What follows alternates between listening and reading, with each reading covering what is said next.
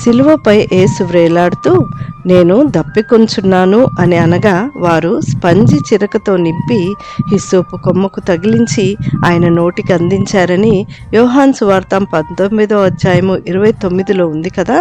అయితే నేటికి చాలామంది ఇది యేసు ప్రభువుని అవమానించటానికి ఇలా చేశారని భావిస్తారు. కానీ పరిశుద్ధ లేఖనాలు మనకు ఒక లోతైన సత్యాన్ని తెలియచేస్తూ ఉన్నాయి. ఇక్కడ ముఖ్యమైనది చిరక మాత్రమే కాదు, ఆ హిస్సోపు కొమ్మ.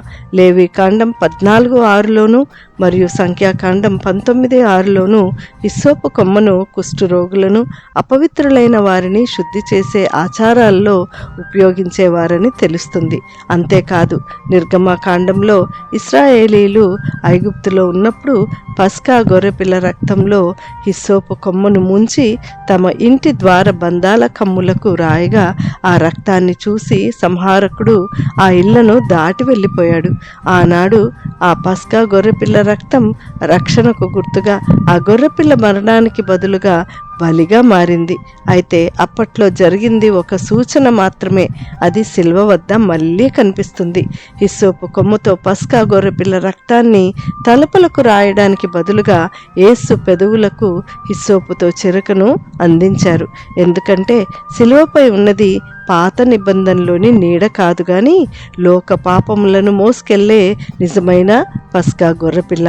కీర్తనలు 69:21లో వ్రాయబడినట్లుగా వారు చేదును నాకు ఆహారంగా పెట్టిరి, నాకు దప్పికైనప్పుడు చిరకను త్రాగనిచ్చిరి అనే ప్రవచనం దేవుని రక్షణ ప్రణాళికలో భాగమే అని గుర్తించాలి. సిలువపై జరిగిన ఏ ఒక్క సంఘటన అయినా ప్రమాదవశాత్తు లేదా గందరగోళం వల్ల జరిగింది కాదు. యేసు ప్రభు ఆ చిరకను పుచ్చుకున్న తర్వాత సమాప్తమైనదని పలకడం ఒక ఓడిపోయిన వ్యక్తి చూపే నిట్టూర్పుగా కాదు, కానీ రక్షణ కార్యం పూర్తయిందని చాటి చెప్పే విజయోత్సవం. ఆయన బలవంతంగా సిలువకు వెళ్ళలేదు. సర్వ మానవాళి పాప రక్షణ కోసం ఆయనే స్వయంగా క్రయధనం చెల్లించారు. తద్వారా సర్వ మానవాళికి పరలోక ద్వారాలు తెరవబడ్డాయి. సిలువలో యేసు అనుభవించిన ప్రతి శ్రమ రక్షణ ప్రణాళిక నెరవేర్పే. యేసు మరణించుట ద్వారా రక్షణను సంపూర్ణంగా సాధించారు. ఆయనకే మహిమ కలుగునుగాక.